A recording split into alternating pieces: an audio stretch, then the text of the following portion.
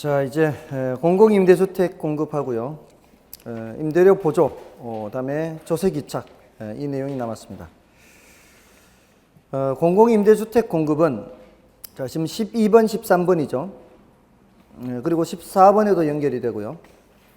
그다음에 15번에도 연결이 되죠. 그 13, 14, 15번 이렇게 2, 3, 4, 5인가요? 이렇게 되는데 그 중에서도 13번을 좀 보겠습니다. 아까 단기, 장기 분석을 한다고 할 때 지역 지구제하고요. 다음에 공공임대주택 공급하고요. 다음에 임대료 보조. 요 세 가지는 단기, 장기 분석할 때 단기는 수요, 장기는 공급으로 분석한다 그랬죠. 지금 요 놈이에요, 놈. 아까 이거 했었고요. 공공임대주택을 공급한다라고 하면은 옆에 이제 사적 시장이 있고요. 사적 시장이 있고 그 옆에다가 공공임대주택을 공급하는 거예요. 여기 공공시장이에요. 여기는 수요 공급 논리가 작동하는 곳이 여기는. 그래서 지금 시장의 임대료가 어떻다고 보는 거예요. 정부에서. 너무 비싸다라고 보는 거예요. 그러니까 젊은 직장인들, 또 학생, 신혼부부들 너무 부담스러우니까 요거보다 싼 가격으로 이쪽에 제공을 하는 거예요. 행복주택 지은 거죠, 지금. 행복주택을 지으면 사람들이 어떻게 하려고 하겠어요? 이쪽에 살던 사람들이. 이쪽으로 올 거 아니에요. 그러니까 요 근처에 세운다 생각해요. 근데 요 공릉동인가요? 나온 얘기가. 공릉동의 그 폐선 부지인가요, 거기? 그 폐선 부지에 그 행복주택을 짓는다면 그 인근에 있는 사람들 저쪽으로 가버리면 여기 빈집들이 늘어날 거 아닙니까?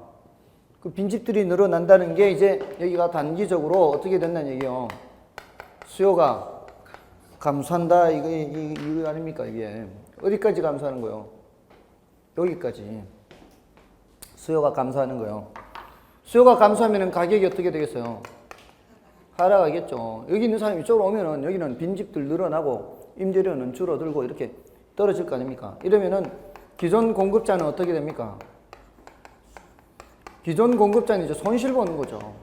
돈을 50 못 받는 거예요. 여기도 어디에서 형성되는 거예요? 여기도 40에서 형성되는 거예요. 그러니까 단기적으로는 사적 시장에 남아 있는 사람이나 공공시장에 갖는 사람이나 모두 혜택 보는 거예요. 예, 그게 이제 기존 공급자의 손실을 통해서 그렇게 나타나는 거예요. 이러면은 공급자들이 가만히 있겠냐고요. 계속 손해보고 있을 수는 없잖아요. 그러면 공급이 감소하는데 어떤 식으로 감소합니까? 이게 주택이라는 것이기 때문에 헐고 새로 안 짓는 방법으로 공급이 점점 줄어들 겁니다. 그럼 이렇게 되겠죠. 이렇게 공급이 감소해요. 수요가 감소하고 그 다음에 공급이 감소하고. 그러면 공급 감소하면 다시 가격이 올라가겠죠. 가격이 올라갈 겁니다.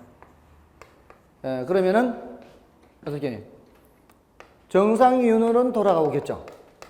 정상이윤으로는 돌아오겠지만 자, 그 과정에서 자, 이 사적 시장에 살던 사람들이 많이들 이쪽으로 왔겠죠. 그죠? 여기서 늘어난 만큼이 이쪽에 줄어든 거하고 어떻게 해요? 똑같아요.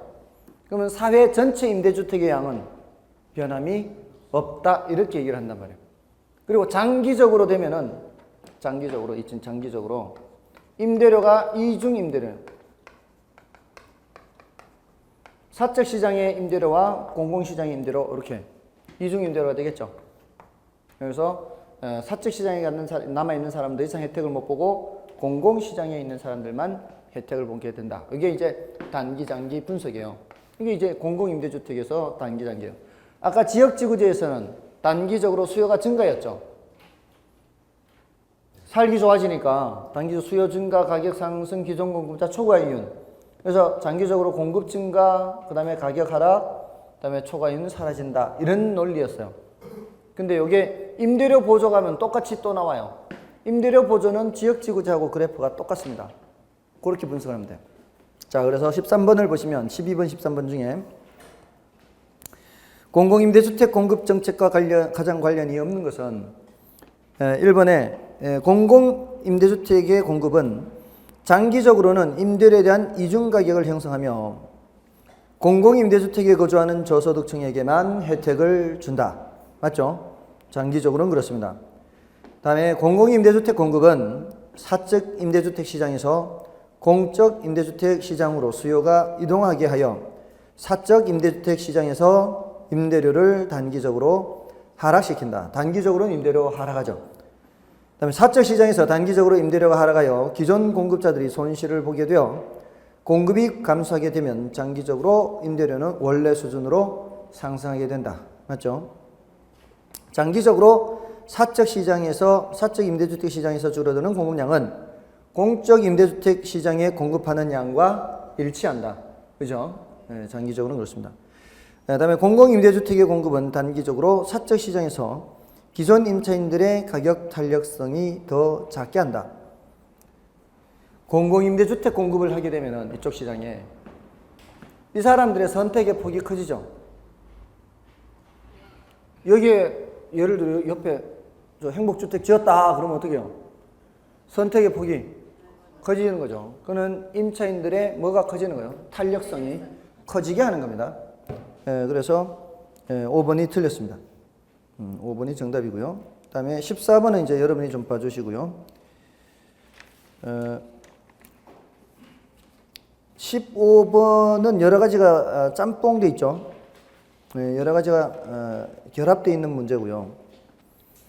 그것도 이제 여러분이 좀 봐주시면 되겠네요. 지금 임대료, 공공임대주택 공급과 관련된 거는 이제 12번, 13번에 나머지는 조금 더 섞여 있는 거니까 요 뭐 그렇게 많이 중요도가 높은 파트는 아니니까 나머지는 여러분이 확인하시고요. 다음에 16번, 17번은 이게 선분양, 후분양이에요. 지금까지 한 번도 말씀드린 적 없죠.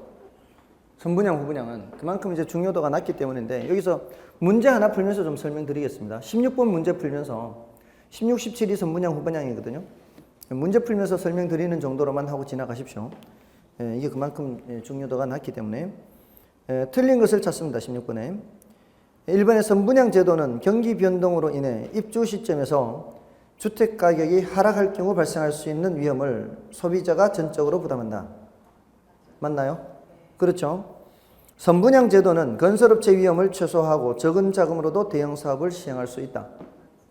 맞죠? 후분양제를 도입할 경우 분양 가격을 일시에 지불해야 하기 때문에 목돈 지불에 어려움이 발생한다. 선분양을 하면 보통 계약금, 중도금 뭐 이렇게 나가기 때문에 한꺼번에 내지는 않잖아요. 근데 후분양을 하면은 한꺼번에 다 내야 되죠. 목돈 마련에 어려움이 있을 수 있고요. 다음에 후분양제는 주택 건설업체들의 자금 조달에 어려움이 발생할 수 있다. 맞죠?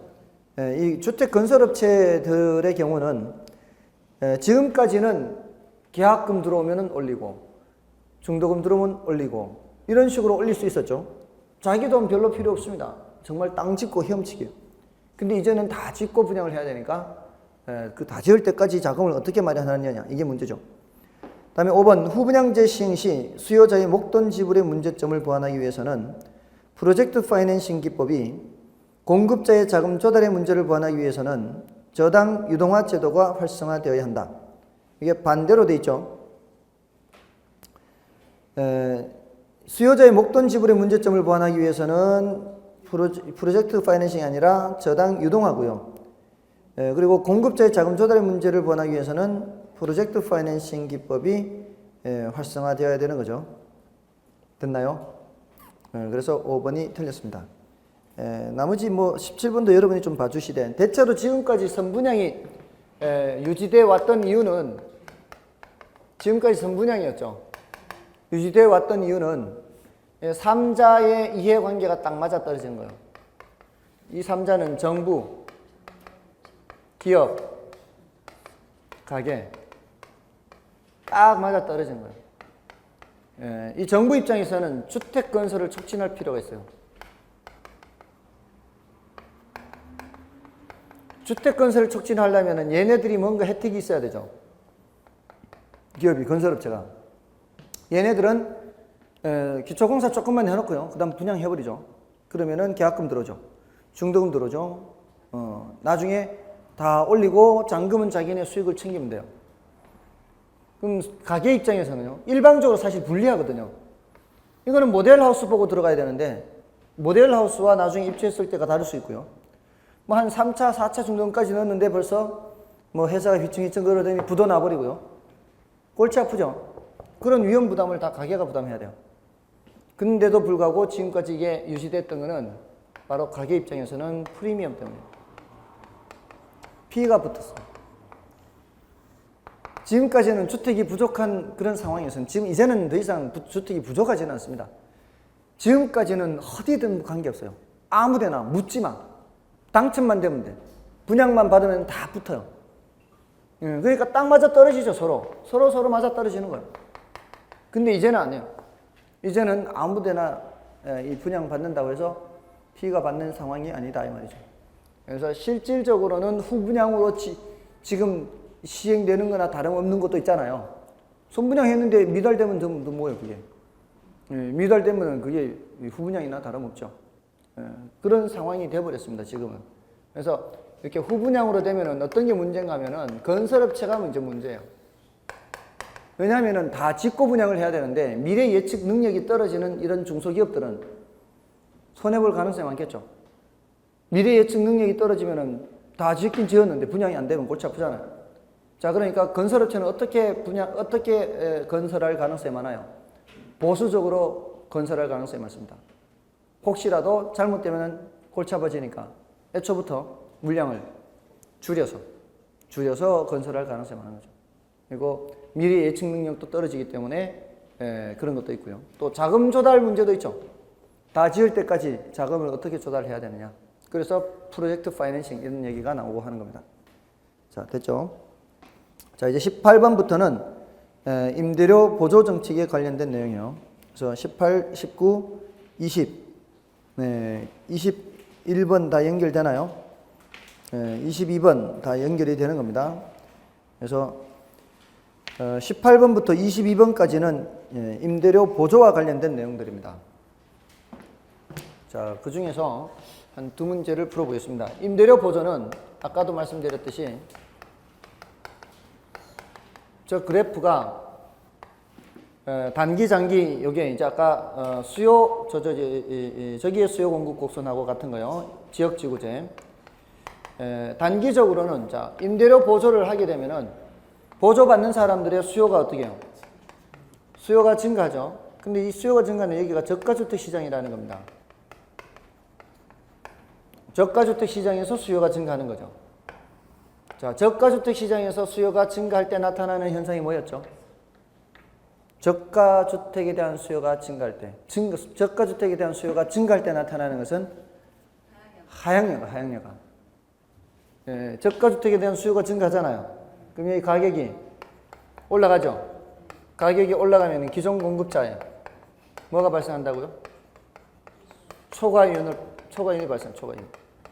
기존 공급자가 초과이윤이 발생한다. 이것은 돈 된다 이 사람들이. 자, 그러면은 장기적으로 어떻게 돼요? 장기적으로 공급이 증가한다고요. 자, 여기서 공급이 증가하는 거는 이제 조심해야 되는 거죠. 저가주택은 새로 신축을 통해서 증가하는 게 아니고요.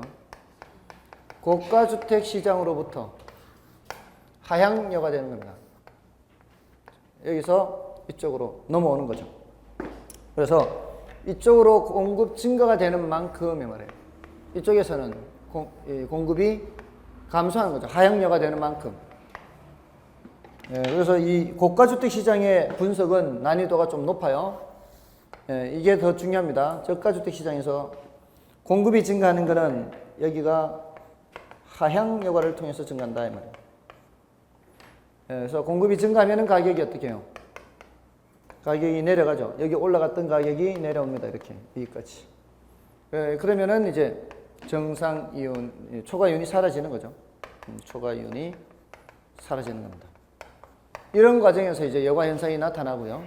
그다음에 여기서는 고가주택 시장에서는 가격이 올라가죠. 올라갔던 가격이 어떻게 해요? 다시 돌아가죠. 뭘 통해서? 신축을 통해서. 이쪽은 신축을 한단 말이에요. 신축을 통해서 올라갔던 가격이 다시 떨어지게 되는 겁니다. 자, 이런 게 이제 임대료 보조 과정입니다. 그래서 18번을 먼저 보시면은 정부에서 임대주택에 시행하는 정책 중 임대료 보조 정책에 관한 설명을 한 것이다. 틀린 것은 1번 임대료 보조 정책은 임대부동산 시장에서 임차자 입장에서는 그만큼 임대부동산의 공급 가격이 하락한 것과 같은 효과가 나타난다. 임차자 입장에서는 그럴 수 있죠. 돈을 보태준 만큼 임대부동산의 공급 가격이 하락한 것과 같다라고 볼 수 있죠. 다음에 이번에 주택보조에는 소비자 보조 방식과 생산자 보조 방식이 있으며 임대료 보조는 소비자 보조 방식이라 할 수 있다. 맞죠? 자, 생산자 보조가 뭐예요? 생산자 보조. 기업한테 보조해 주는 거예요. 생산자 보조가 왜 필요할까요? 생산자 보조가 필요할 수도 있어요. 생산자 보조가 필요한 경우는 주택이 부족한 경우예요.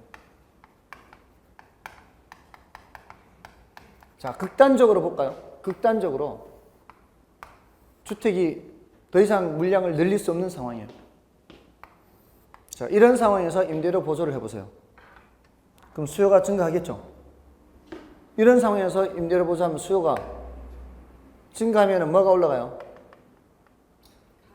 임대료 올라가죠? 이게 올라가는 게 수직 상승이에요.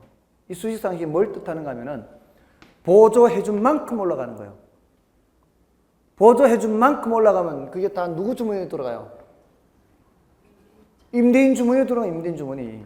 이러면은 이렇게 주택 공급이 수직인 경우에, 임대주택 공급이 수직인 경우에는 이 소비자 보조는 의미가 없다고요. 소비자 보조 해봤자 다 누구 주머니에 들어간다고요? 임대인 주머니로. 지금 여러분 보세요. 이게 이 보조라는 거는 다 성격이 똑같아요. 지금 여러분들 육아보조 아시죠? 육아보조. 육아보조의 의도는 뭐예요? 의도.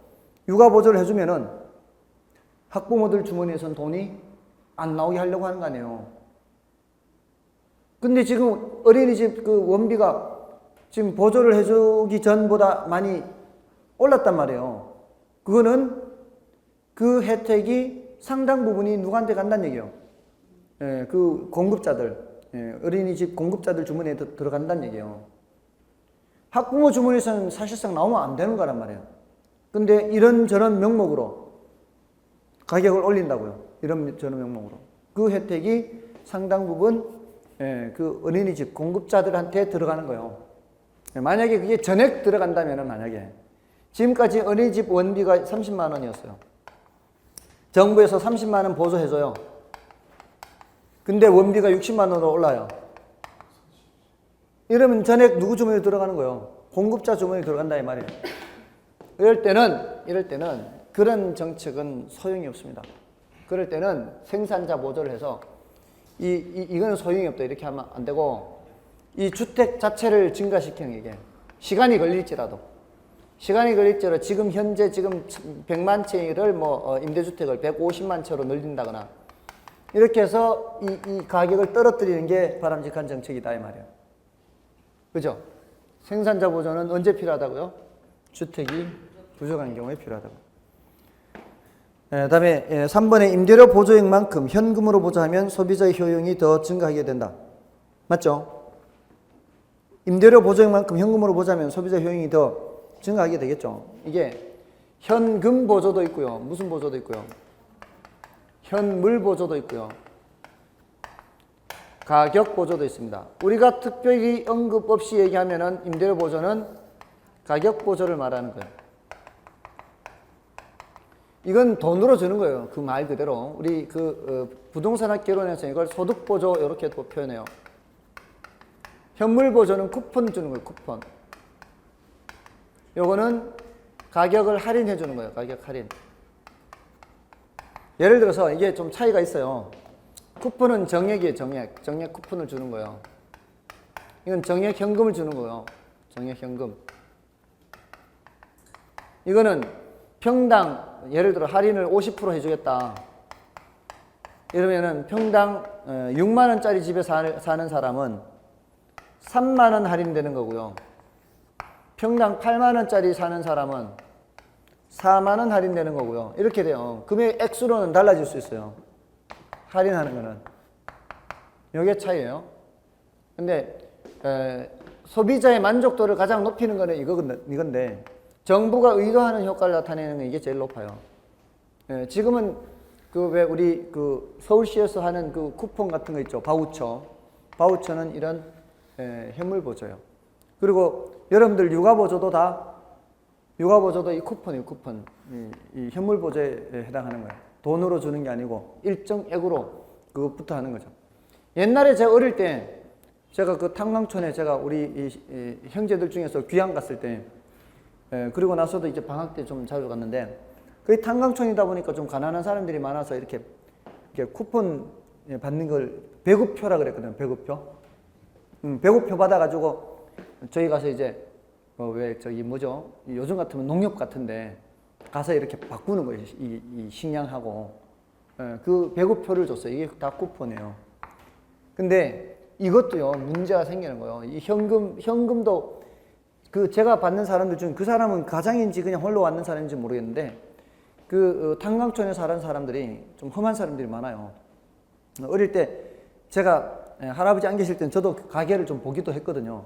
근데 제가 기억하는 그 사람은 수염이 턱수룩하게 난 사람인데 오면은 꼭 진로를 달래요. 진로 그 당시 30도였죠. 제가 어릴 때는. 그죠? 30도 빨간 거 그죠? 그 옛날 그 제가 초등학교 이럴 때는 30도일 거 아닙니까?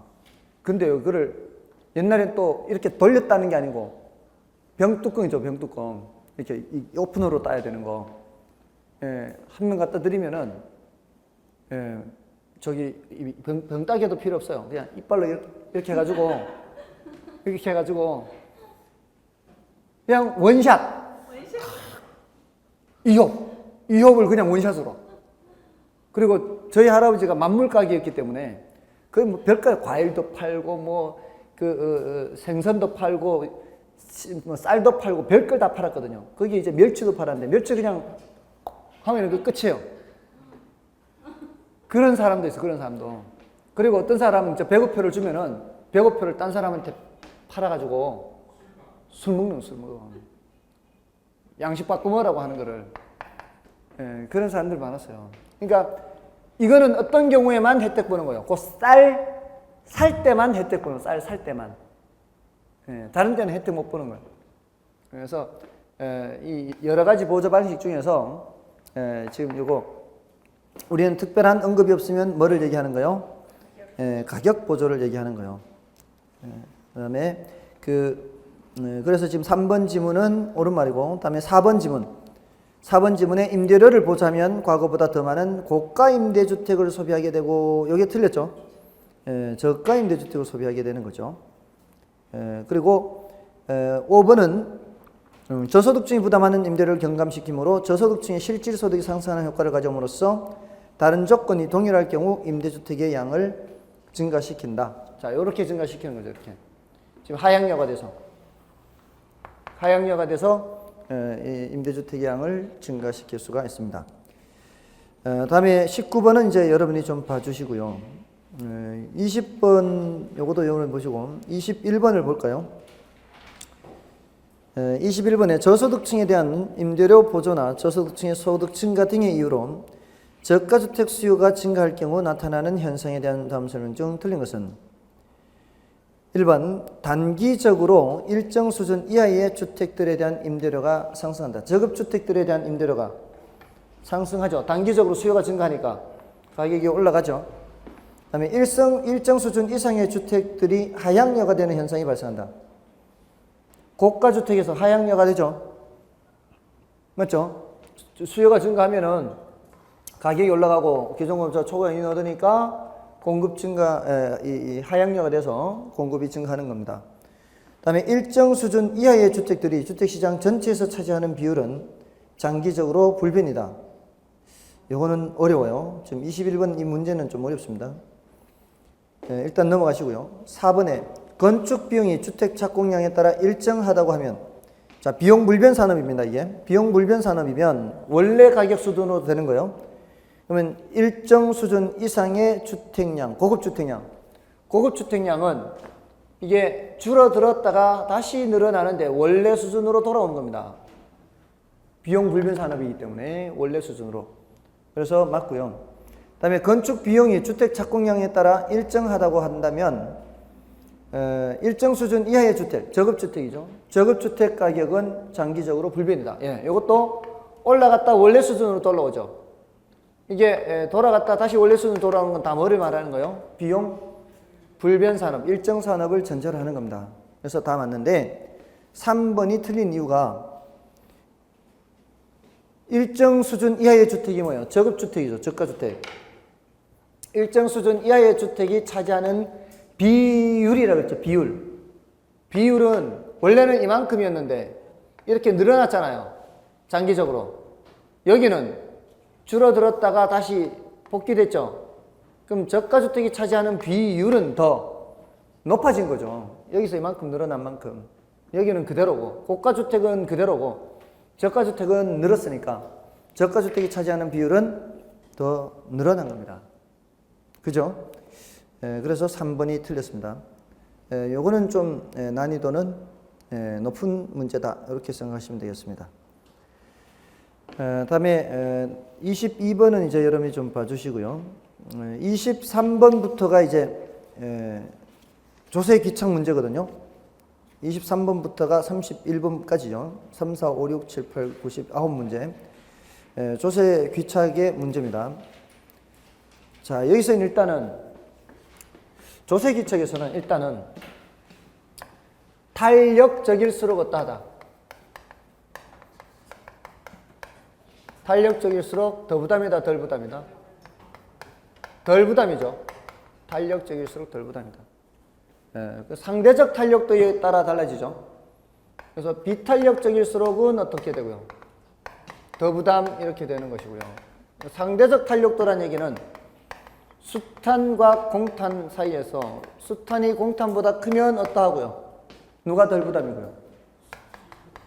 수요자가 덜 부담이죠. 수요자가 덜 부담. 얘가 더 탄력적이니까. 완전 탄력적이면요?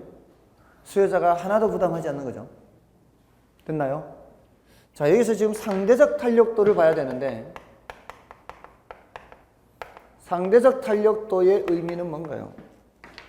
예를 들어서 수탄이 탄력적인 경우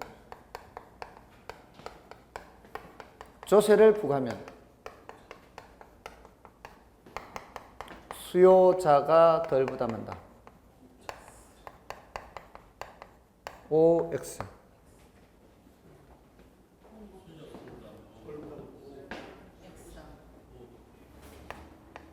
수탄이 공탄보다 큰 경우. 이런 경우 가격을 인하하면 판매 수입 또는 총 수입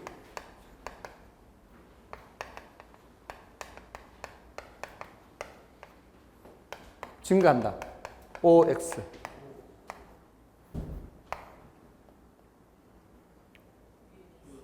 위에 게 뭐라고요? X. 밑에 건 O. 둘 다 X, 둘 다.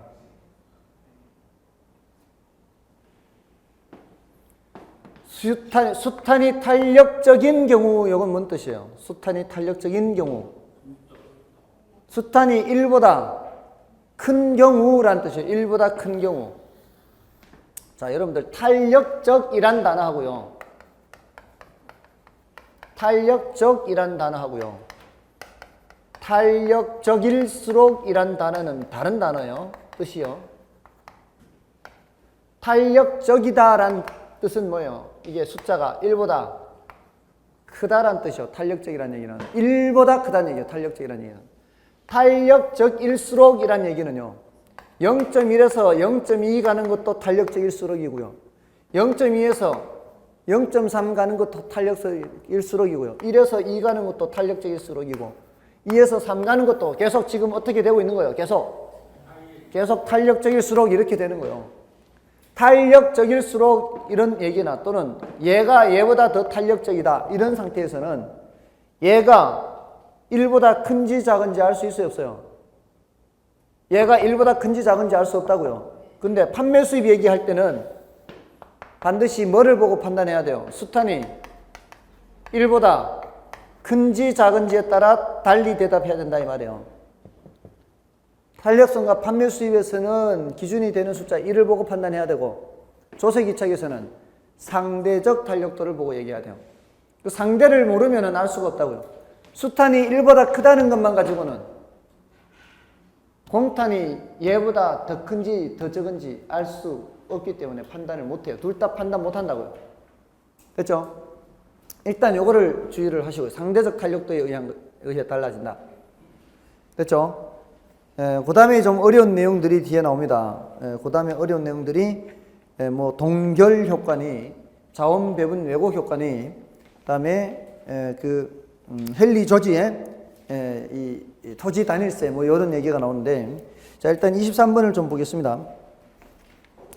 납세 의무자가 공급자인 경우 부과된 조세 증가 현상에 대한 설명이다. 틀린 것은 1번 공급이 완전 탄력적이면 세금 전액이 소비자에게 증가된다. 완전 탄력적이면 공급이 완전 탄력적이에요. 그러면은 다 소비자에게 증가되죠. 그러니까 소비자가 전액 부담하는 경우 두 가지가 어떤 경우예요? 소비자가 자신이 완전 비탄력적이거나 공급자가 완전 탄력적인 경우 두 가지죠. 그래서 맞고요. 그다음에 수요의 탄력성과 공급의 탄력성이 동일하면 전체 조세 부과액을 반반씩 나누어 부담하게 된다. 이거는 맞죠? 그다음에 수탄이 작을수록 전가되는 조세 부담액의 크기는 커진다. 작을수록이니까 상대적이죠. 그러니까 작으면 작을수록 수요자가 더 많이 부담하죠. 맞습니다. 수요가 완전 탄력적이면 소비자에게 증가되는 몫은 없다. 수요가 완전 탄력적이면 수요자가 하나도 부담하지 않는 거잖아요. 그래서 증가되지 않습니다. 그 다음에 가격 변화에 대해 공급 물량을 전혀 변화시킬 수 없다면 이게 뭔 뜻이에요? 완전 비탄력적이라는 얘기죠. 공급이 완전 비탄력적이라는 얘기입니다.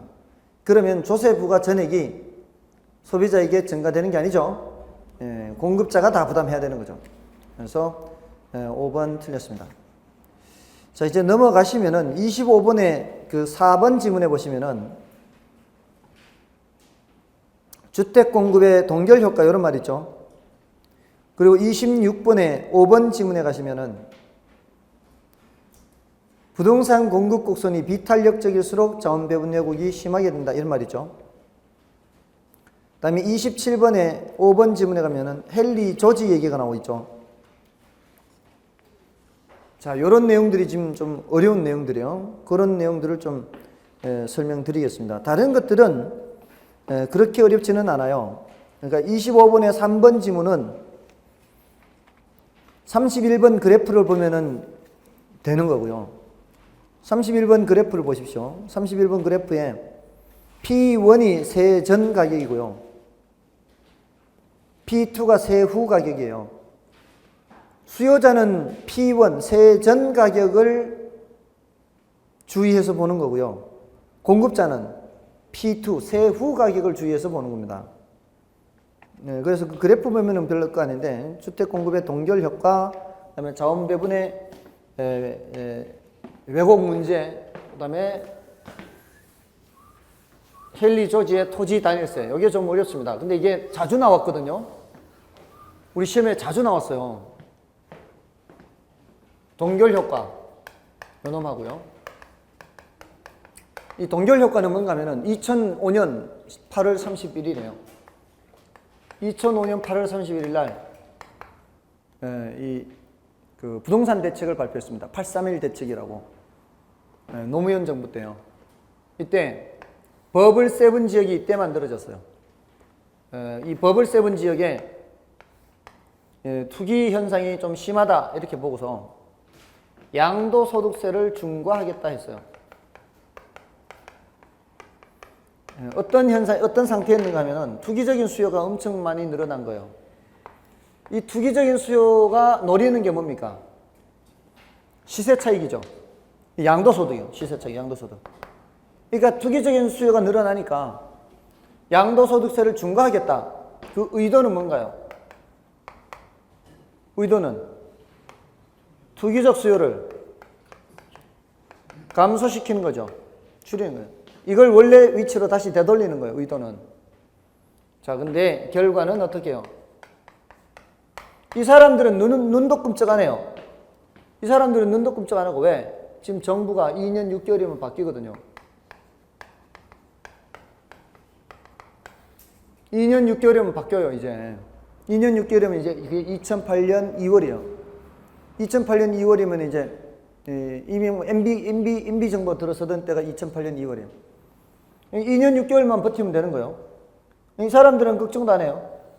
어떤 사람이 걱정하는 거예요? 이미 5년 전, 10년 전에 집 샀던 사람들, 건물 샀던 사람들이 요때 내놓기가 무서운 거예요. 요때 내놓기 무섭잖아요. 내놨던 것도 어떻게 해? 내놨던 것도 걷어들인 거예요. 공급이 어떻게 해요? 공급이 줄어드는 거예요. 결과는 이렇게 돼버린 거예요. 이렇게. 얘를 이렇게 해서 가격을 낮추려고 했는데 오히려 공급이 줄어서 가격이 더 올라가 버렸어요. 이게 쉽지 않다는 거예요. 정책이라는 게. 공급 동결 효과는 바로 이게 오히려 가격이 더 상승할 수 있다는 것을 보여준 거예요. 됐습니까? 이게 공급 동결 효과예요. 다음에 그 자원 배분 왜곡 있죠. 자원 배분 왜곡. 자원 배분이 왜곡이 되느냐 그렇지 않느냐 하는 거는 31번 그 그래프를 좀 보면서 말씀드릴게요. 31번 그래프를 보시면 자, 원래 이 상태요. 원래 이 상태인데 이 상태가 이제 사람들이 제일 원하는 상태예요. Q0, P0가. 이게 사람들이 제일 원하는 상태인데 정부가 지금 뭐를 매기는 거예요? 세금을 매겨요. 세금을. 세금을 매기니까 세금 부담만큼 위로 올라가죠. 이렇게. 자, 그래서 가격이 지금 수직으로 올라가는 게 아니고요. 가격은 이렇게 올라가요. 그래서 이게 누가 내는 가격이에요. P1이 수요자가 내는 가격이에요. 수요자 입장에서는 가격 부담이 많이 올라갔죠. 근데 공급자는 이만큼 돈을 받아도 세금을 내고 나면은 자기 주머니에는 P2만큼, 여기 P0고 P2만큼 자기가 챙기는 거예요. 이걸 세후 가격이라 그래요. 이걸 세전 가격이라 그래요. 자, 그런 과정에서 거래량이 어떻게 됐어요? 거래량이 줄어들었죠. 거래량이 절대로 늘어날 수는 없어요. 조세를 부과했는데. 거래량은 줄어든단 말이에요. 왜? 수요자 입장에서는 가격이 상승하니까 수요량은 줄이고 공급자 입장에서는 가격이 하락하니까 공급량 줄이는 거예요. 거래량이 줄어들었습니다. 자, 이게 뭘 뜻할까요? 이게 Q0가 100이라고 치고요. 이 상태가 90이라고 쳐보세요. 조세를 부과하기 전에는 사람들이 100개만큼을 생산해서 1인당 1개씩이라고 생각한다면 100명이 수요할 수 있었거든요. 근데 정부가 조세를 하는 것으로 개입을 하는 바람에 몇 개밖에 생산이 안 돼요? 90개밖에 생산이 안 돼요. 그러면은 10명은 하고 싶던 걸 못하게 된 거거든요. 10명은 하고 싶던 걸 못하게 됐습니다. 이게 바로 뭐예요? 자원 배분의 왜곡이에요. 왜곡. 비효율이 발생하는, 자원 배분의 왜곡이라는 얘기는 비효율이 발생하는 거예요. 그래서 우리 앞에서 시장 실패할 때도 말씀드렸잖아요. 시장 실패라는 거는 적정량보다 많이 생산되든 적게 생산되는 비효율이라고 그랬죠. 이게 지금 하고 싶던 걸 못하는 사람이 생긴 거예요. 근데 이게 수요 곡선이 더 완만하면 완만할수록 어떻게 될까요? 수요 곡선이 더 완만하면 완만할수록 이렇게 되겠죠. 완만하면 완만할수록 지금 생산되는 양이 더, 거래량이 더 줄어들겠죠. 거래량이 점점 줄어듭니다. 완만하면 완만할수록 자원 배분 왜곡이 어떻다고요? 더 커지는 거예요. 수량 변화가 크다는 얘기는 자원 배분 왜곡이 커지는 거예요. 그 자원 배분 왜곡은 이 가파르기로 얘기한다 이 말이에요. 결국은 원래 생산하려던 양에서 수량이 많이 변하면 많이 변할수록 자원 배분 왜곡은 크고 적게 변하면 적게 변할수록 자원 배분 왜곡은 적어요. 근데 아까 수직의 그래프 그랬었죠. 임대료 규제에서도 그렇고 수직일 때는 어땠어요? 수직일 때는 수량 변화가 있어요, 없어요? 수량 변화가 없죠? 이럴 때는 자원 배분 왜곡이 있어요, 없어요? 자원 배분 왜곡이 없어요. 수직일 때는. 그래서 그런 얘기가 나오는 거예요. 그래서 앞에 다시 가시면은 그 147쪽에 동그라미 5번 보세요. 조세 부과 시 부동산 공급 곡선이 비탄력적일수록 자원 배분 왜곡이 심하게 된다. 이게 틀린 말이라고요. 비탄력적일수록은 수량 변화가 적다고요. 수량 변화가 적을수록 자원 배분 왜곡은 적고요. 수직이면 자원 배분 왜곡이 있어요, 없어요? 자원 배분 왜곡이 없습니다. 자, 그런데 자, 이거와 관련되는 거예요. 헨리 조지까지 다 연결이 되는 거예요. 헨리 조지까지. 지난번에 제가 이런 거 말씀드렸죠. 생산 요소 공급, 생산 요소 수요 해가지고 절하는 생산 요소 말씀드렸죠. 절하는 생산 요소. 부동산 학개론 강사 생산 요소. 하루 이틀 3일 이렇게 하면 할수록 강도가 세진다 그랬죠. 기억나세요? 강도가 하루 할 때, 이틀 일할 때, 3일 할 때 시간이 흘러갈수록 강도는 점점 세집니다. 근데 저는 돈을 받기는 어떻게 받아요? 모든 것을 똑같은 금액으로 받죠. 그래서 이만큼 받는다 그랬어요. 그럼 이 부분이 뭐라 그랬어요? 이 부분이 저한테는 잉여라 그랬죠. 잉여. 요게 저한테는 이전 수입이고 요게 잉여라고 했습니다. 기억 안 나시나요? 그냥 통과해야 될 것 같습니다. 제가 애쓰는 노력의 합은 이만큼이고 이게 이전 수입 이전 수입이라 했고요. 이전 수입. 요게 경제지대라고 했어요. 경제지대. 근데 전국에 저 같은 결혼 강사가 드물면 어떻게 됐어요? 결혼 강사 공급 곡선이 굉장히 가팔라지겠죠. 결혼 강사 공급 곡선이 가팔라지면 가팔라질수록 저한테는 뭐가 많아진다고요? 잉여가 많아진다고요. 부르는 게 몸값이라고요. 정말 제가 기대하는 바가 수직이라 그랬죠. 오로지 저밖에 없어요. 그러면 저한테 오는 모든 게 뭐예요? 다. 모든 게 다 잉여라 그랬죠. 다 잉여예요. 이 생산 여수한테 기준 전부 다 잉여예요. 자, 근데 고전학파는 토지를 어떻게 봤어요? 고전학파는 토지를 자연적 특성의 관점에서 봤어요. 고전학파는 부중성으로 봤어요. 부중성.